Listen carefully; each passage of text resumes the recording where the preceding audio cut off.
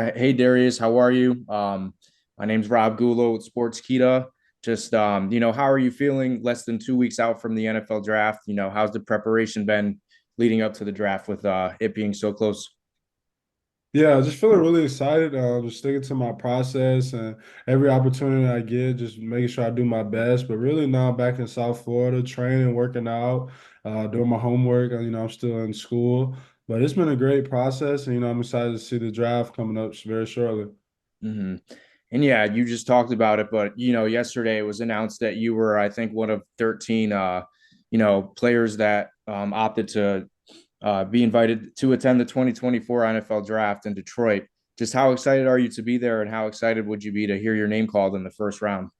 Yeah, I'm very excited, man. It's a dream come true. I can think about young when I was younger. I used to go downtown to go see the Lions, the Pistons, and the Tigers play. So now it's like a surreal moment to possibly hear my name called. But really just getting excited, just seeing my family get happy, starting getting the clothes and all that good stuff. But just really excited for this opportunity coming up. Okay. And you didn't start playing football until your junior year of high school. You were a basketball player before that. Just what made you decide that you wanted to play football and pursue football? And growing up, since you didn't play football, was it always a sport you kind of wanted to play? Yeah, so growing up, I did play football in Little League, but I stopped around like fifth, sixth grade. But I really stopped because I really wanted to be a basketball player. But I quickly realized, 6'5" really isn't that tall. And then I got to my junior year of high school, and I realized I wasn't going to earn a basketball scholarship. So my only other thing, I was going to go to the Marines. But instead of that, I just started playing football and was able to earn a football scholarship at University of Missouri, and just never looked back. Okay. And you played defensive tackle, most of your college career, and this past season you transitioned to defensive end. Just what challenges did you face when you made the transition at first? Yeah, I would say the alignment and the spacing, your tracks and your angles are a little bit different being farther off the ball. But mainly, if you just play with good technique, worry about hands inside, turning your shoulder, eliminating space on pass rush, it's the same. It's just the steps and angles are a little off. Okay. This past season, you were named first team All SEC. Just what did it mean to receive that honor? It's a huge honor. I think everyone says the SEC is the best conference in football, and they said I was the best player, one of the best players at my position at in the SEC. So it's a tremendous opportunity, and a lot of hard work paid off. But really thankful for my coaches and teammates for putting me in a position to earn that honor. Okay. And this past season, you set career high in tackles, tackles for loss, and sacks in a single season. Do you think the success was due to the change of the position?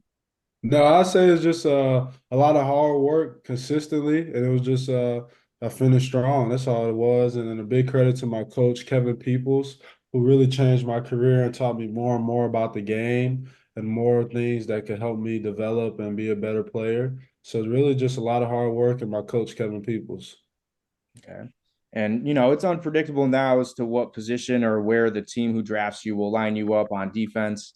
Just where do you feel like you excel naturally the most on the defensive line? Yeah, I say everywhere. I could play a 0 to a 9 technique, and whatever team drafts me. But if we play a 4 down, I like to play a 5 technique or a 3 technique. And then if we play a 3 down, I like to play a 4 hour, play a stand up buck. But whatever the team needs me to do, I'm gonna do to the best of my ability. hmm And who are some NFL players you try to replicate your game after, or guys you watch, a lot of tape on that, you could learn from? Yeah, I would say Max Crosby, he plays with such a relentless motor and he does a great job eliminating surface at the top of the rush. And then I would say Chris Jones, he does a great job at kicking from a 3 to a 5, rushing with vision, rushing with his hands, and then the run game, always controlling blocks, getting on and getting off. Okay. So yeah, being from Michigan, would you say the Lions are one of the teams you'd like to be drafted by, one of the top teams? I mean, it's 32 teams. So whatever team drafts me, I'll be thankful for. But being from Michigan, it is a something I think about. But I don't want to overthink it just because I'm from Michigan. But we'll see what happens. hmm Talk about the Senior Bowl experience and how you think you benefited from going up against some of the best players in college football during that. Yeah, the Senior Bowl was awesome. I really thank Jim Nagy for inviting me and giving me that opportunity to come out and compete. And I just think when I got there, my whole mindset was just to dominate each and every day, which I feel like I did, but still got a lot to improve on in my game to get me ready for the NFL. That was the last time playing against college guys. So now I know the bar is raised even higher playing against NFL guys. So just learning from that and just finding different ways I can continue to grow and get better in my game. Hmm. And this last month, the last couple of weeks leading up to the draft, are there any things in specific you've kind of changed as far as your preparation leading up to the draft? Maybe getting more in shape, or maybe focusing on weightlifting a little bit more. Is there anything like that that you're focusing a little bit more on? Yeah, just honestly following my strength coach, Ryan Russell, University of Missouri, his card he had made for me, and then just working, man, sticking to my process, staying on social media, sticking to the stuff that works. That's all about working out, what I eat, what I drink, how much I'm sleeping, all that stuff that nobody really talks about. So just focusing on my process so that I'm ready for rookie minicamp, ready to dominate. Hmm. And what are some of your goals that you have for your rookie season? Yeah, honestly, I got one goal. It's just to earn the respect of my teammates and coaches and earn whatever role they give me and do to the best of my ability. Okay. And how grateful are you to be in the position that you're in, as you're very close to becoming an NFL player? Yeah, I'm very grateful. It took a lot of hard work, a lot of sacrifices to be here. So that's why I really say, I didn't come here to participate. I came to dominate. So I'm just really thankful for every opportunity and just work as hard as I can each and every day. Hmm. And outside of football, what are some things you enjoy doing, and what's something that most people probably don't know about you? Yeah, so I do a lot of philanthropy work. I started my own nonprofit foundation, Darius Robinson Helping Hands Foundation, where I purchased 100 book bags for the kids at my church and the community. And also in Christmas Drive, I raised $3,000 for three families in need. My goal is just to do three events each year. So just a really kind person, just want to give back my blessings to others. What kind of drew you to want to be able to give back like the way that you have been? Yeah, honestly, my fifth year was such a blessing. It was my best decision ever just to come back to school. And, I'm not a selfish guy. I just wanted to share the blessings with others and just really be appreciative and thankful for this opportunity. Hmm. And as you go into the NFL, what are some ways you plan on continuing to carry yourself like that off of the field? Yeah, I mean, my goal is to always, like I said, do my three events each year. And, any free time I get in my schedule, find a hospital or find a school and just get my time back. Because at the end of the day, we're just football players, which is not that serious. And it's obviously a lot of hard work, but you have time for others. So any opportunity I get, just make an impact in the community that drafts me and also my hometown and also University of Missouri. Okay. My last question is, there's 32 starting quarterbacks in the NFL right now. Who's the number one quarterback you'd like to get a sack on this season? I mean, whoever's on the week one schedule, honestly, that's my goal. Just rush, rush, rush, and it's definitely going to be a lot of hard work to get the first one. But I'm just excited for that task and opportunity when it comes. Okay. Okay, Darius, thank you. I appreciate that. And Tony, you can take it over from here.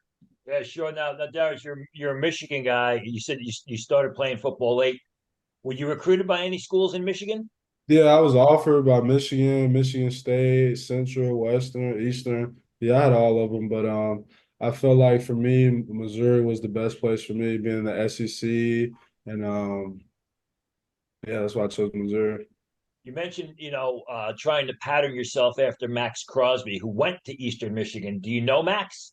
Yeah, I know Max. I've known him for about a year now. We met through my mentor, Rob Marinelli, and I reach out to him and ask him for advice during this process and just feedback on my game and just a great role model and somebody I look up to. You said, of course, whatever team drafts you, you're going to be happy. But do you think it would be extra special for your family if somehow, the Detroit Lions, in fact, do draft you, as some people are predicting? That'd be awesome. My family would be at every home game, and that'd be huge. Being in that Honolulu Blue, I remember watching it my whole life. The Sundays at 1 o'clock on Fox, so that'd be a dream come true. So we'll just see how everything plays out. You said going back for your fifth year was one of the best decisions you ever made.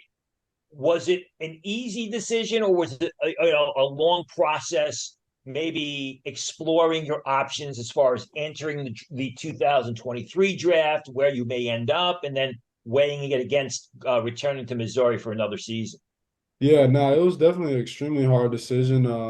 I had got the Senior Bowl invite, I got the Combine invite, but I just had to be honest with myself and watch myself on tape and ask myself, is this the best I can be? And the answer was no. So I wanted to graduate. So I graduated my master's this summer. I wanted to be able to be on a winning team my last year and thoroughly just really enjoy college, really enjoy it and soak it all in. You know, the NFL isn't going anywhere. So just making sure I was my best version of myself heading into my rookie year. And a winning team you definitely were on. I mean, I think it's more than coincidental that you have the best year of your college career, where Missouri really pops in Yeah. the SEC. And I think that game early in the season against Kansas State really showed that you guys were on the map. Just talk us through the season for Missouri, which was filled with a lot of surprises or upsets from the outside looking in. Yeah, I would really say our whole mindset the whole year was STP was something to prove. We felt like everybody doubted us and then didn't think we were anybody to begin with. So we just focused on the guys that were in our building and making sure that we got better each and every day and pushing each other in practice and workouts and really competing. You know, and I just think when we got to the national stage, we just took advantage of every opportunity. But, you know, that was all through our practice habits and off-season training. Um, we're in a day and age where a lot of guys don't, a lot of seniors, a lot of people who are going, preparing for the draft don't play in bowl games anymore. Even guys who are going to be late round picks, you decided to play in the Cotton Bowl against Ohio State. What was that thought process like? Was that an easy one, or was that something you had to sit down and think about? Now that's the easiest decision of my life. As soon as we beat Arkansas, I didn't care if we was gonna play the NFL team, a high school team, college team. I was playing in that bowl game. You know, I didn't care. We made it this far, and we had to finish. And that's why you can tell our team is a lot of grit guys because everybody was there. Everybody that could play played, and we competed, and we won that game, and we finished eighth in the country. So that was by far the easiest decision I ever made. Well, you didn't win that game. This goes into my second and last question. I mean, as a Michigan man, what was it like? I mean, how much gratification did you get giving Ohio State the thumping that you guys gave in the Cotton Bowl? Yeah, it was a lot because I remember Ohio State. They came to I went to camp or something and never heard back from them. So that was a little chip on my shoulder. But man, it was just another game, another opportunity. Honestly, it was just extreme emotion. I was just glad we won the Cotton Bowl because it was a lot of hard work, a lot of tough years. So to see how we finished is a great feeling to have. How many official 30? I mean, you were at the Senior Bowl, you participated in all that, you were at the Combine. How many official 30 visits have you been on? Well, I had 12-30 visits. Wow. Now, when you're on these 30 visits, are they talking a lot of schematic things to you? Are they talking about you maybe playing in a three-man line, playing defensive end? Do they go through a lot of, whiteboard stuff with you?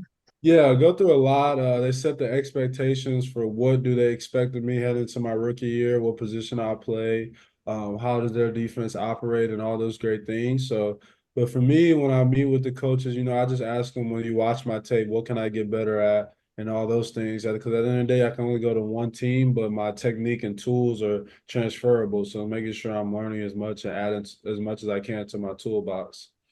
Are you doing a lot of Zoom meetings with calls these a lot of Zoom meetings with teams these days?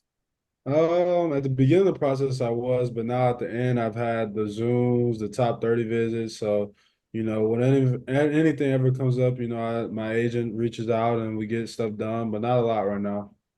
You want to give your agent a shout? Yeah, Chris Cabot at Equity Sports, and then shout out Jesse Johnson, head of PR, so and it's a great group that I work with, and I'm just excited to continue to grow on and off the field.